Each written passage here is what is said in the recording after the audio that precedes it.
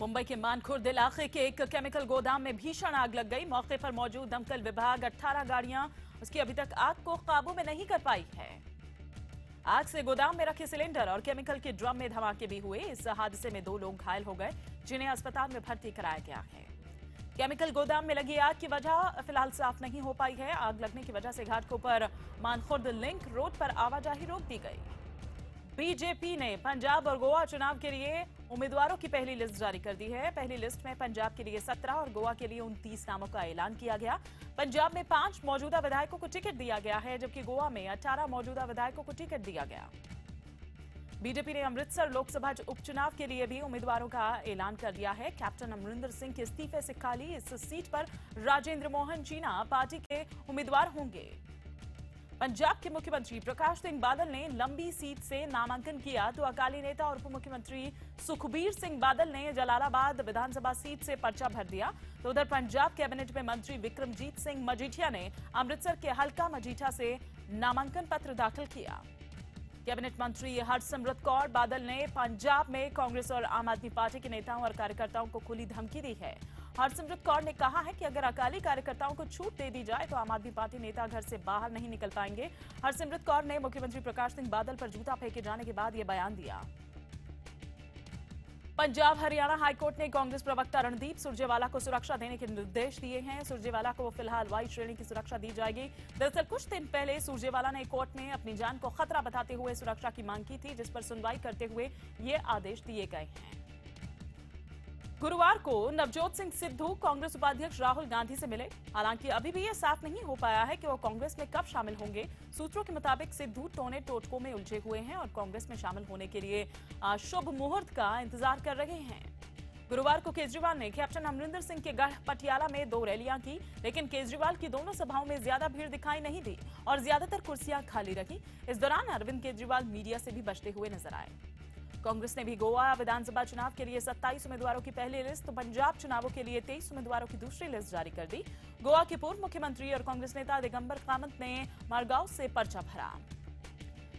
गोवा विधानसभा चुनाव में बीजेपी किसी को मुख्यमंत्री चेहरे के रूप में पेश नहीं करेगी। बीजेपी का यह कहना है कि चुनाव के बाद विधायक नेता चुनेंगे और जरूरत पड़ने पर दिल्ली से भी मुख्यमंत्री भेजा जा सकता है।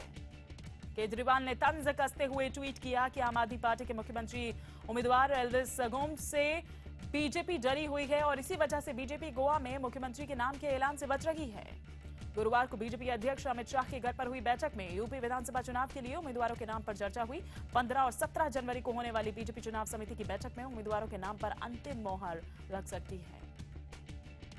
पीएम मोदी उत्तराखंड विधानसभा चुनाव से पहले राज्य में 4 बड़ी रैलियों को संबोधित करेंगे। इस दौरान पीएम मोदी हर लोकसभा क्षेत्र में एक बड़ी रैली करेंगे। यूपी के कैबिनेट मंत्री शाहिद मंसूर समेत 7 लोगों के खिलाफ साइकिल बांटने के मामले में आचार संहिता उल्लंघन का मामला दर्ज किया गया है। वहीं यूपी के ही कैबिनेट मंत्री इकबाल महमूद और उनके समर्थकों पर भी आचार संहिता उल्लंघन का मामला सामने आया है। चुनाव आयोग ने विवादित बयान देने वाले बीजेपी सांसद साक्षी महाराज से भविष्य में ऐसी बात न दोहराने को कहा है। चुनाव आयोग की फटकार के बाद उन्नाव में साक्षी महाराज ने फिर से उसके बावजूद विवादित बयान दिया। साक्षी ने पीएम मोदी के खिलाफ फतवा जारी करने वालों को देश का आतंकी और आस्तीन का सांप बताया। गाजियाबाद पुलिस ने 3 करोड़ रुपए के नए नोटों के साथ 2 लोगों को गिरफ्तार किया। तो वहीं वाराणसी में 2 अलग अलग जगहों पर पुलिस की जांच में 90 लाख रुपए बरामद हुए। पेट्रोल पंप पर पीएम की होर्डिंग चुनाव आचार संहिता का उल्लंघन है। चुनाव आयोग ने केंद्र सरकार को इसकी जानकारी दी। दरअसल कांग्रेस ने चुनाव आयोग से पेट्रोल पंप पर लगी पीएम की होर्डिंग हटवाने की मांग की थी, जिसके बाद चुनाव आयोग ने केंद्र को यह जानकारी दी। साइकिल चुनाव चिन्ह को लेकर आज मुलायम सिंह यादव और अखिलेश कोट चुनाव आयोग के आमने सामने पेश होंगे। आज यह फैसला हो जाएगा कि साइकिल चिन्ह किसे मिलेगा और इस बात के भी आसार है कि साइकिल चिन्ह किसी को ना मिले। साइकिल न मिलने पर मुलायम लोकदल के चुनाव चिन्ह पर मैदान में उतर सकते हैं। लोकदल के अध्यक्ष सुनील सिंह ने मुलायम सिंह से मुलाकात की। मुलायम को पार्टी के राष्ट्रीय अध्यक्ष का पद दिया जा सकता है। कोलकाता में 14 जनवरी को आरएसएस प्रमुख मोहन भागवत की होने वाली रैली को इजाजत नहीं दी गई। कोलकाता पुलिस ने आरएसएस से किसी और तारीख को कार्यक्रम रखने को कहा। आरएसएस ने इसके खिलाफ अदालत जाने का ऐलान किया। आयकर विभाग ने लालू के करीबी और पूर्व एमएलसी अनवर अहमद के बारे में सनसनीखेज खुलासा किया है। आयकर विभाग के मुताबिक अनवर काले धन को सफेद करने का गोरख धंधा चला रहा था। जांच में यह सामने आया है कि अनवर अहमद से जुड़े आवामी बैंक में बेनामी खाते खुलवाकर करोड़ों रुपयों की हेराफेरी की जा रही थी। बिहार के मुख्यमंत्री नीतीश कुमार ने यह साफ कर दिया है कि बिहार सरकार समान नागरिक संहिता के पक्ष में नहीं है। मुख्यमंत्री ने लॉ कमीशन के अध्यक्ष जस्टिस BS चौहान को चिट्ठी लिखकर ये बताया कि केंद्र को सभी संबंधित पक्षों से और अधिक विचार विमर्श करना चाहिए। 3600 करोड़ रुपए की लागत से बनने वाले छत्रपति शिवाजी स्मारक के खिलाफ बॉम्बे हाई कोर्ट में जनहित याचिका दायर की गई। याचिकाकर्ता ने स्मारक को राजनीति साधने के लिए पैसों की बर्बादी बताया। महाराष्ट्र बीजेपी कार्यकारिणी की बैठक में अकेले महापालिका चुनाव लड़ने के प्रस्ताव का सभी सदस्यों ने समर्थन किया। इधर बीजेपी पदाधिकारियों ने शिवसेना के साथ गठबंधन नहीं करने की मांग रखी। बीएमसी चुनाव में बाहरी लोगों को टिकट देने से एनसीपी कार्यकर्ताओं में भारी नाराजगी है। नाराज कार्यकर्ताओं ने गुरुवार को पार्टी मुख्यालय के बाहर हंगामा किया।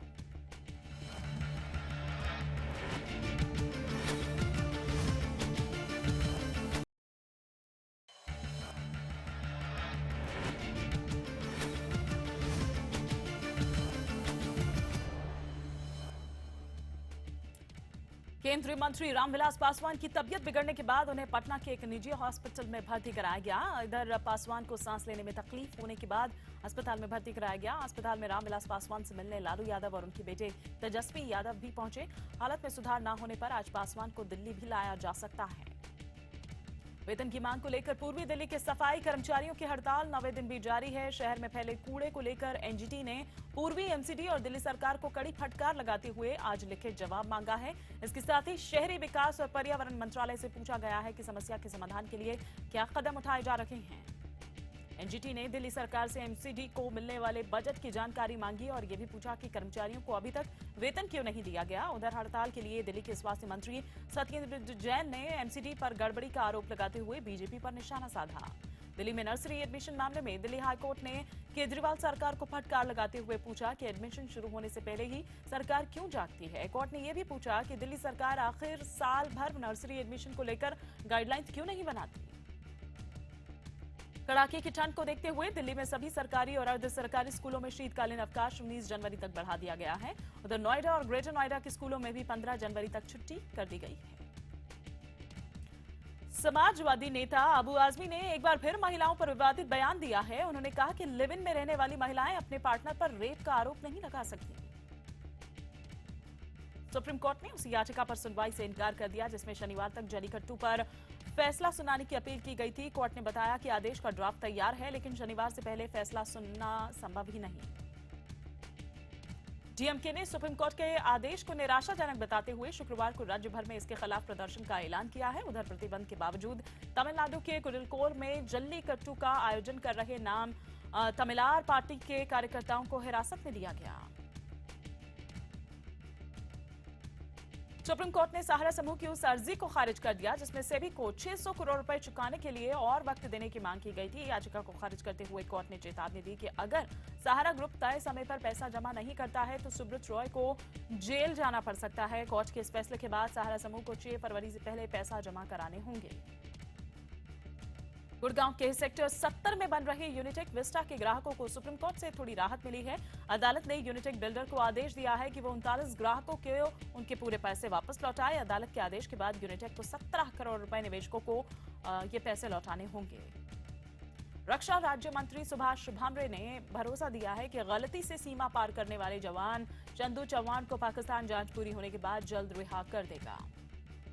केरल के कोच्चि में अखिल भारतीय विद्यार्थी परिषद के कार्यकर्ताओं ने नेहरू इंस्टीट्यूट के दफ्तर पर हंगामा किया, तोड़फोड़ की।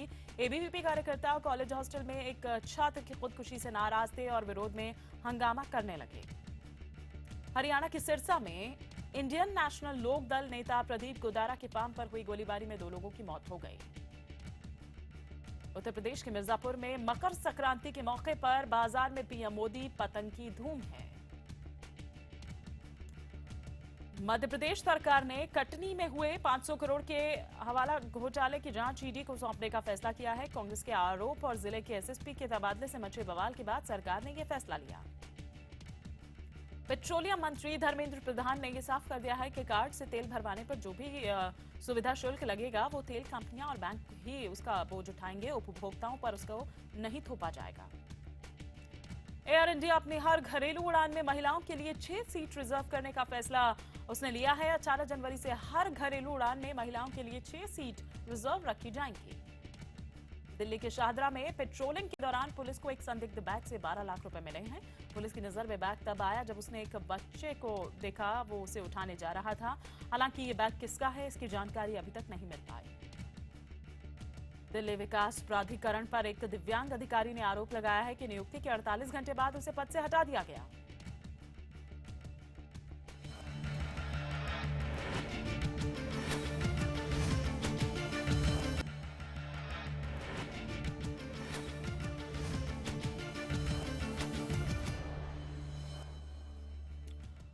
मुंबई में triple X return of Xander Cage के प्रीमियर के मौके पर दीपिका पादुकोण और विन डीजल ने लुंगी पहनी और दीपिका ने अपने मशहूर गाने पर डांस किया।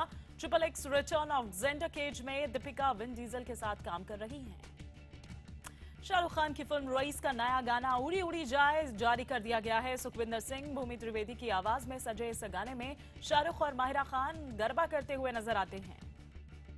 कंगना रनौत पर फिल्माया गया रंगून का पहला गाना ब्लडी हेल जारी कर दिया गया है। अक्षय कुमार की आने वाली फिल्म गोल्ड में सेकंड लीड में फरहान अख्तर की जगह अब साकिब सलीम लेंगे। फोटोग्राफर डब्बू रत्नानी का 2017 का कैलेंडर लॉन्च कर दिया गया है, जिसमें कुछ सितारों ने बोल्ड अवतार लिया है तो वहीं कुछ ने अपना हॉट अंदाज दिखाया। देश भर में आज लोहड़ी का त्योहार धूमधाम से मनाया जा रहा है। चंडीगढ़ में देर रात से ही लोगों ने जश्न मनाना शुरू कर दिया था। जमशेदपुर के बदिया गांव में कैशलेस शादी हुई, जहां सभी खर्चों का भुगतान चेक से किया गया। पुजारी की दक्षिणा से लेकर दुल्हा दुल्हन का शगुन भी चेक से दिया गया। गांव के साधारण से घर में हो रही इस अनोखी शादी को देखने के लिए पूरा गांव उमड़ पड़ा। महाराष्ट्र के नासिक से जीआरपी की बेरहमी की तस्वीरें सामने आई है। वीडियो में नासिक के मनमाड स्टेशन पर तैनात पुलिसकर्मी प्लेटफॉर्म पर सो रहे एक शख्स को डंडे और लात से बुरी तरह से मार रहा है। एक चश्मदीद ने पुलिस की यह हरकत अपने कैमरे में कैद कर ली। बिहार के कटिहार के दिगरी गांव में एक युवक को गांव वालों ने लकड़ी के खंभे से बांधकर पीट दिया। आरोप है कि ये शख्स आधी रात को अपनी महिला दोस्त से मिलने उसके घर पहुंचा था, लेकिन घर में मौजूद परिजनों ने उसे पकड़ लिया और ऐसी धुनाई की कि वो बेहोश हो गया। बाद में मौके पर पहुंची पुलिस ने शख्स को गिरफ्तार कर लिया। बिहार में सेना भर्ती के लिए उमड़ी भीड़ में अफरा तफरी मच गई और लोग आपस में ही भिड़ पड़े। इस दौरान भीड़ में मौजूद कुछ लोगों ने एक युवक की बेरहमी से पिटाई कर दी। झारखंड के धनबाद में एक प्रेमिका अपने प्रेमी के घर के बाहर शादी करने के लिए धरने पर बैठ गई। दरअसल दोनों के बीच फेसबुक पर प्यार हुआ, लेकिन बाद में संतोष ने ऋतु से अचानक बात करनी बंद कर दी, जिसके बाद प्रेमिका शादी के लिए प्रेमी के घर पहुंच गई। लंदन ट्यूसाड अट्रैक्शन जल्द ही दिल्ली में लॉन्च होने जा रहा है। इस म्यूजियम में रखे जाने वाले वैक्स के पुतले कैसे होंगे, उसकी एक झलक आज लेडी गागा, अमिताभ बच्चन और ट्यूसाड की मूर्तियों के लॉन्चिंग के मौके पर देखने को मिली। ये म्यूजियम कनॉट प्लेस के रीगल सिनेमा के अंदर बनाया जा रहा है। आतंकी हाफिज सईद ने भारत के खिलाफ एक बार फिर जहर उगला है। हाफिज ने अखनूर में हुए आतंकी हमले को भारत के खिलाफ सर्जिकल स्ट्राइक बताया। और इधर आपको बता दें कि यूपी के इलाहाबाद में बदमाशों ने सरेआम जीवन ज्योति अस्पताल के मालिक अश्विनी कुमार बंसल को गोली मार दी। वारदात के बाद बदमाश मौके से फरार हो गए। वहीं अश्विनी कुमार की हालत गंभीर बनी हुई है। बिहार के समस्तीपुर में कुछ बदमाशों ने एक शख्स को चाकू मारकर मौत के घाट उतार दिया। आपसी विवाद के चलते बदमाशों ने इस वारदात को अंजाम दिया। वहीं पुलिस हत्यारों की तलाश में जुट गई है। राजस्थान के दौसा में एक होटल के कमरे में एक शख्स ने फांसी लगाकर खुदकुशी कर ली। होटल संचालक के कमरा खोलने के बाद इस वारदात के बारे में पता लगा। पुलिस ने मामले की जांच शुरू कर दी है। छत्तीसगढ़ के रायपुर में एक शख्स से नकली बैंक कर्मचारी बनकर बदमाशों ने 68,000 रुपए लूट लिए। दरअसल बदमाशों ने फोन पर पीड़ित को एटीएम लॉक होने का डर दिखाकर उससे उसका पासवर्ड जान लिया और उसके अकाउंट से 68,227 रुपए निकाल लिए। लखनऊ में समाजवादी पार्टी की एमएलसी लीलावती कुशवाहा की गाड़ी का चालान किया गया तो वो सड़क पर ही धरना देकर बैठकर रोने लगी। लीलावती ने आरोप लगाया है कि चालान काटने के दौरान एक सिपाही ने उनसे बदसलूकी की। हालांकि आरटीओ के अधिकारी उनके आरोपों को बेबुनियाद बता रहे हैं। गुरुवार को लगातार तीसरे दिन सोने की कीमत में तेजी रही। सोना 150 रुपए चढ़कर एक महीने के उच्चतम स्तर 29,250 रुपए प्रति 10 ग्राम पर पहुंच गया। दुनिया भर के बाजारों में मजबूती और घरेलू सर्राफा बाजार में खरीदारी से कीमतों में तेजी आई है। वहीं चांदी की कीमत में गिरावट रही। मांग घटने से चांदी का भाव 50 रुपए टूटकर 41,250 रुपए प्रति किलो रह गया। टाटा सन्स की बैठक में नटराजन चंद्रशेखरन को समूह का नया चेयरमैन चुना गया। नटराजन चंद्रशेखर अब तक टाटा की आईटी कंपनी टीसीएस की जिम्मेदारी संभाल रहे थे। हारिस मिस्त्री को टाटा सन्स से हटाए जाने के बाद चंद्रशेखरन को टाटा सन्स के बोर्ड में शामिल किया गया था। रिटेल महंगाई दर पर नोटबंदी का असर हुआ है। नवंबर में रिटेल महंगाई दर 3.63% से घटकर 3.41% हो गई है।